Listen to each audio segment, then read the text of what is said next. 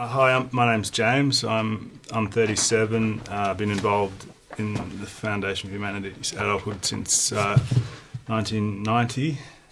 I'm going to give my testimony for this, for the truth of this information that you would have seen an introduction for by now. It's to what I say really only comes after that introduction. It was only going to really make sense after that introduction. I would like to just start by reading out the claims of this information. I think we've got a diagram of that here, because that's the really kick-off point for what I've got to say. So in the introduction talk, you would have the idea was that the proposition was put forward that we were going to introduce an understanding that will transform the world for its complete betterment, will bring complete hope to what can seem hopeless, give rise to a movement that will sweep the world, will introduce a new paradigm of understanding around which all knowledge can be integrated, will reconcile all the opposites in the human situation, of which these are listed here. Good and evil, idealism, realism, soul and mind, religion, science, women and men. This is big stuff that we're talking about here. And the information's there, and you've all had a chance to evaluate it. So all I'm going to do is testify to their soundness and truth in my experience, and vouch for how good it is when you see how this product works. That involves sharing some personal experience, which is also up for your evaluation as to whether it's honest or not. Whether it rings true or not, that's how testimony works. When we start discussing this stuff as part of the movement that follows the arrival of this understanding about the human condition, it is the ultimate reality TV. You get to see real people grappling with these most real of issues. Anyway, I'm trying to remind myself that it's the realness in the end of more than that's more important than delivering a polished presentation here, because I'm certainly not going to do that. Basically, this is knowledge about humans which in generations to come will allow humans to grow up free of insecurity and hurt and every other kind of suffering of the human condition. For my generation, it boils down to an unbelievably exciting and fulfilling way of living, totally liberated from our prove ourselves preoccupied state and transformed from a state of paralysis to exploding empowerment. We get to participate in the last great glory to cap off all conscious endeavour to this point in time. We're the ones who bring about that transformation of the world. We become the world transformation movement. We're not going to wind back the clock in our own experience of the human condition, but we get to be a force for good or a force for life now that good and bad are reconciled and thus obsolete. We become life forces. We get to champion something so wonderful, the culmination of all human hopes and dreams and endeavours, liberating knowledge about ourselves. We get to live in support of something so powerful and effective that no force on the planet that has ever existed can come close to it. This understanding, if you live through it, will do the rest for you. It solves every problem in your life. It fixes every problem in the world, and it's so strong and so empowering to be on the side of it. This knowledge is that good, and it's here, and the march to bring it forth is on. No one is excluded from this world transformation movement. It's going to be an army to do battle with suffering, and its weapon is understanding, and it will sweep all before it. Okay, so that's a summary of pretty much what I got to say start to finish. I'm just going to go through it a couple of times in a bit more detail. We're putting forward this information which is to be evaluated, and it is amazing stuff. It cuts through things that have been puzzling scholars and academics for centuries. But we are the subject of this information, and it's not a fully intellectual ride. It leads to a new way of living, the liberated and transformed state. To a certain degree, it's going to be destabilising. When the truth arrives, the truth about us arrives and the lights come on, it's a bit of a shock, but I'm still here after the shock, as are others, and we're saying the shock is passing, and in the end it's a brilliant place where you end up. I'm now going to go through that in a bit more times, a couple more times in a bit more personal detail. Hopefully I'll get the balance right, because my personal journey is really nothing in this story. I'm so nothing, it's not funny. I pale into absolute insignificance compared to the responsibility entrusted to me and others who are entrusted by humanity to be guinea pigs for these ideas. In my day-to-day job, I do a lot of anonymous manual work, but I love whatever I'm doing, as mean as it might be, because my life is dedicated to this project. So I'm going to be talking about me, but I'm a shit kicker through and through, whatever, here goes. I was nearly 18 when I first came across this stuff after a year of university, doing engineering at University of Queensland. Initially, I was attracted by the claims, what you see up here. Those putting forward these ideas have always been upfront about these claims, honest about them. And I guess that these claims can either make you suspicious of some kind of dogma, or you can take them at face value and investigate. I talked to some of my friends about it. A couple of them shared my enthusiasm. John and Richard Biggs, God love them, they're still with me. We're still together and still my best friends. I remember my late adolescence as a bit of a destabilised time for me. Friends would describe me as competitive. I once came out with the phrase, "Don't underestimate me," unsaid words, or I'll blow you out of the water. And that was regarded as a good summary of my under-the-surface character. I think I was on a highway to madness, actually, but I don't want to write myself off as unable to discern sense from nonsense, because that wouldn't be fair to say. So I'd probably say I was only as crazy as everyone else out there. But because of the silence about the human condition, everyone thinks they're the only one who has a crisis of security of self. Anyway, I was a capable student and sports person. For example, in the year I came across this information, I represented Queensland in junior rugby union. So I became in regular contact with the Foundation for Humanity's Adulthood, and John and Rick started to organise, and me and John and Rick started to organise discussion about these ideas with other friends, and asked Jeremy to give talks about them, and thus a wider group of support gathered around these ideas. I'd have to say I enjoyed being a student of this information, and there's a considerable amount of selfishness in that, in the sense of who the hell was I to pontificate on this stuff when it enables the clean-up of the world. I remember in the early days Jeremy said to me, "This information will never disappoint you," and it never has. I've been at close quarters with it for a long time. It goes right to the bottom, right to the heart of what it is to be human. It makes it safe to be honest about anything.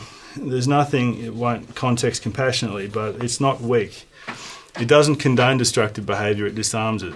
It disarms the root cause of destructive behaviour. The deal is, humans' corrupt state is defended. Now we must be responsible and put down the sword, so to speak.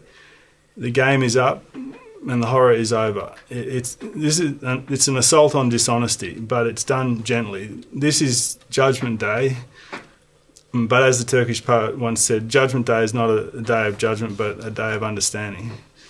Jeremy once said he's like a sparrow trying to turn around trucks screaming down a highway. So anyway, with my version of the human condition, I've had plenty of exposure to deal with. I've been guilty of obscenities in the extreme, shocking indifference, and ripping off the power of this information for the cause of James West. But the point is, this information doesn't disappoint.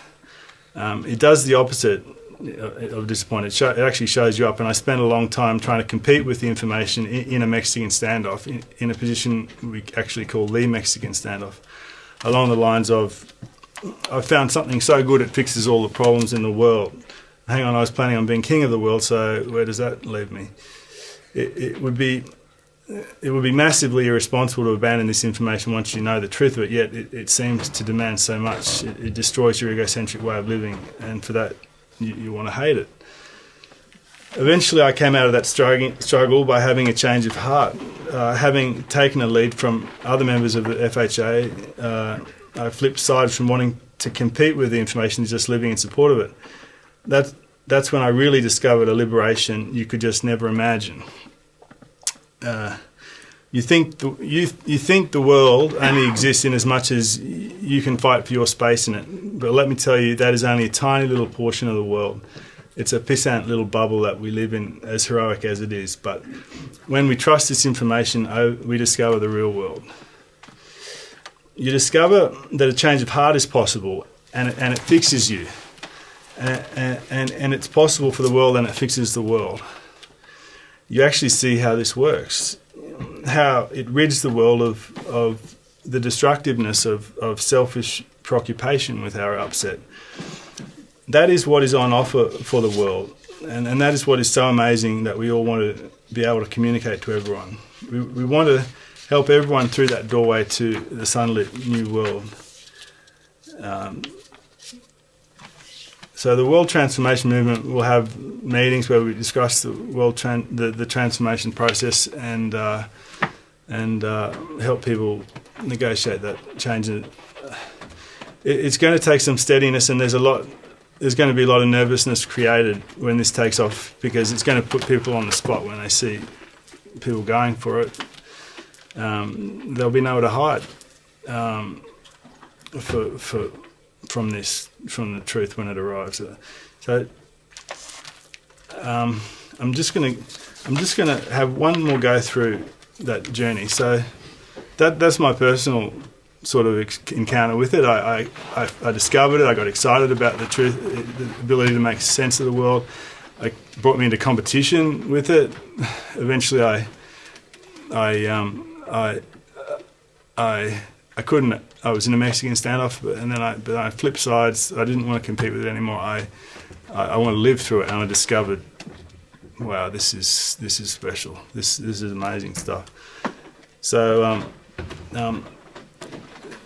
the interesting thing with regard to the issue of evaluation of this information or journey it takes you on is this is knowledge, not dogma. So why isn't full appreciation of this information a smooth journey of intellectual digestion? Jeremy explained all this in his introductory talk, and I gave my personal example, but to summarise, it's because about the subject of us, we humans are only rational to a point. We've had to live in denial of truth like integrative meaning. Of course, you can deny that statement as well if you want to. But I'd like to offer the following on the issue, possibly some reassurance. This goes to the accusation of mindlessness being ultimately involved in fully appreciating this information and what it can do. I'm one human with limitations to my intellect and capacity for rationale, as all humans have. So all I can give is a testimony of a human with those limitations. But inasmuch as a human can know something is true and sound, then I was able to know, and I do know, that this information is true and sound, including the claims that it makes. The evidence for me is the extent and commitment with which I tried to compete with this information but failed to find fault in it. I would go so far as I spent myself, my intellect, my ego, trying to be better than this information. Albert Einstein said, "Truth is what stands the test of experience," and the test of experience, the test experience of this theory is one's life. Every fibre of my being put these ideas to the test before I decided to commit every fibre of my being to supporting them, to supporting it. So you can't commend anything higher than that, and you can't derive any deeper resolve than that. Historically, there is this conversion experience with regard to appreciation of denial exposing work where you hate it before you love it.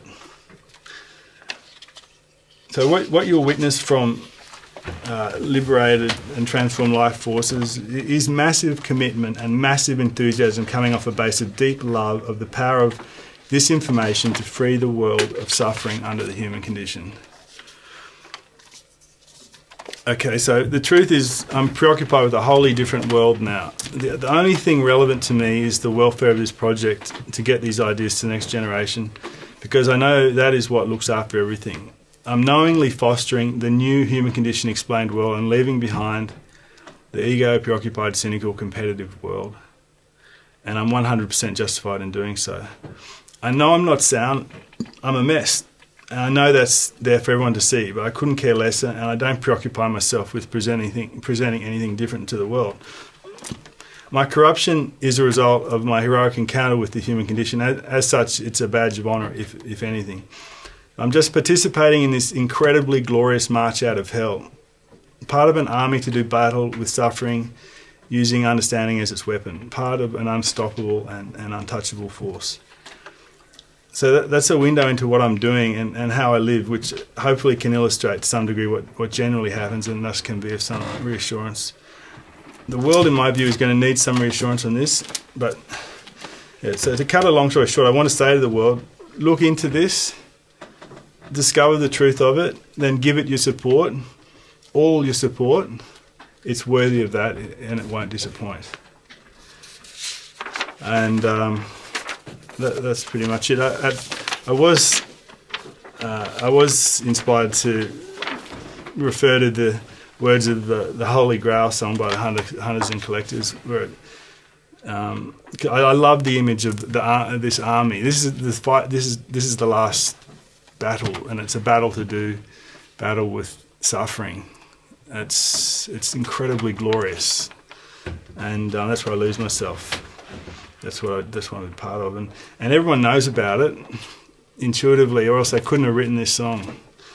I don't know if I'll put you through reading all of it, but just some of the words. Woke up this morning from a stranger's dream. I was in the biggest army the world has ever seen. We were marching as one on the road to the Holy Grail.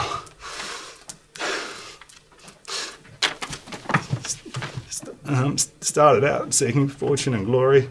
It's a short song, but it's a hell of a story. Because we started out seeking fortune and glory, but the heroism of our journey is unspeakable, and our egocentric state, as destructive as it is,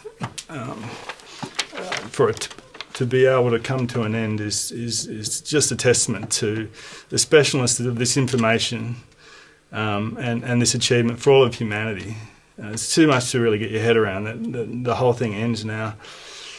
So all the best humans can do is put it in a song where you can dismiss it. Even Mark Seymour dismisses the meaning of this song. When you spend had all the locals scattered. They were hiding in the snow. We were so far from home. So how were we to know? There'd be nothing left to plunder when they stumbled on the Holy Grail. We were full of beans, we were dying like flies, those big black birds, they circling in the skies, and you know what they say, yeah, nobody deserves to die. Those big black birds circling in the skies, all the vultures, it's the image of all these meaningless movements out, not meaningless, but these posing, these things posing to be the real thing out there, that aren't going to make any difference because they don't deal with the human situation, and they prey on our the need for escape from the human condition. They don't actually end it. So, and the next paragraph, I've been searching for an easy way to escape the cold light of day. I've been high and I've been low, but I've got nowhere else to go. We're searching for an easy way. There's no easy way out of here. We have to confront ourselves. In fact, there is an easy way out of here now because but there's no dishonest way. We have to be. We live by supporting these ideas, and it does the rest. It defends us. But initially, in our insecure state, the truth of these ideas is a threat because it exposes the extent of our corruption, our imperfection. So we are searching for an easy way to escape the cold light of day. So I followed orders, but God knows where I've been. I woke up alone, all my wounds were clean. That's what this information does. It defends us. All my wounds are clean. I'm still here. I'm still a fool for the Holy Grail. So thank you for listening to that, if you got through to the end.